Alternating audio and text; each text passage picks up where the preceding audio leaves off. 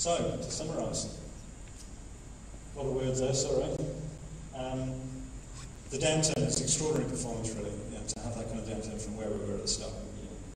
It's exemplified most particularly by the labour market in terms of how we had lost about 20,000 jobs, but we recovered about 12,000. Phenomenal situation. The brunt of that, of course, was carried by part-time casual labour, but as we can see, that all the brunt of it now is starting to, it looks like it's troughing out, and we're going to start coming back again. It's a result, fundamentally, I think, of good policy. They'll talk about this in textbooks, this downturn in time, I'm sure. In terms of the fiscal stimulus and the monetary stimulus, very effective.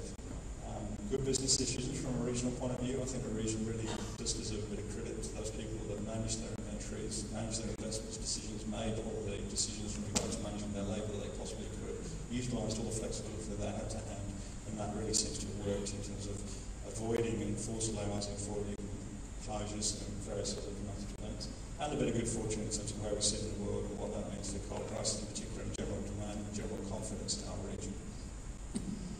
So there are signs of recovery in the regional labour market.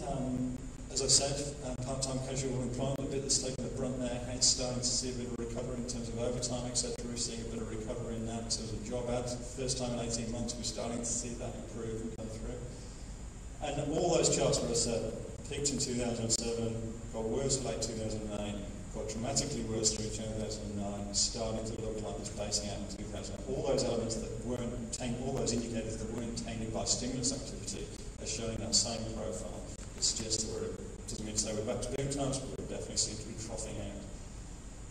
And that fundamentally suggests improved market conditions, particularly off the back of the measures that we have of consumer sentiment and business sentiment, which suggests that people are much more optimistic about the future and suggests that they're much more likely to go and invest and generate economic activity in the region.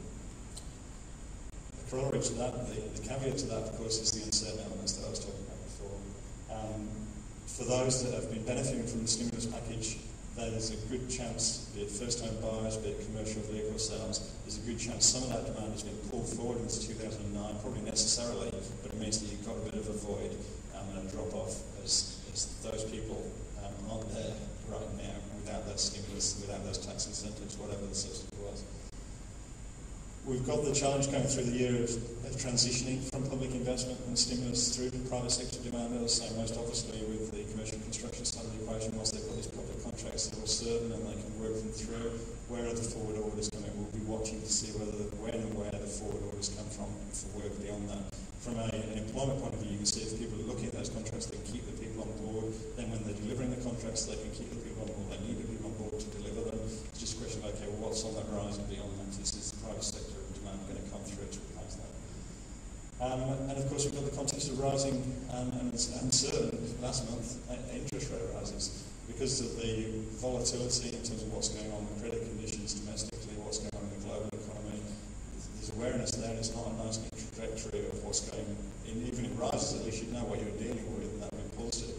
But when it comes down to it, it looks like we're going to have all the swap markets, etc. This suggests that we're still going to have interest rate rises going through this year. And if you're one of those areas that's in a fragile recovery, and the last thing you need is substantial interest rate rises going through, is just going to make it a bit of a challenging, even more challenging recovery. So, as I say, if somebody asked me the other day, if you're an employer in the regional economy, how's it going to look for you the coming year? Really depends where you are. If you're in one of those areas that's been going through the trough and working through the trough, there's a bit of light there and it's looking positive and you'll be going forward. If you've been benefiting massively from the stimulus coming through, there could be a bit of a void from either a pull forward of demand, or beyond that, you'll be waiting and looking to see whether the private sector demand comes up. And if you're in one of those areas that's globally related, that's getting confidence back, and almost always one of the courses mining-related investment, then things are looking positive, and as long as the global economy keeps on looking to improve, you'll go with that wave.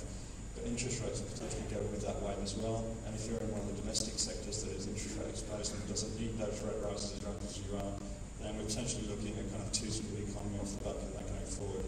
A two-speed economy is fundamentally shaped by what's going on in the global economy and subsequently whether the level of business investments that could potentially take off if the global economy improves is almost record. It's enormous on a national basis. So 3/4 of that business investment is resources related.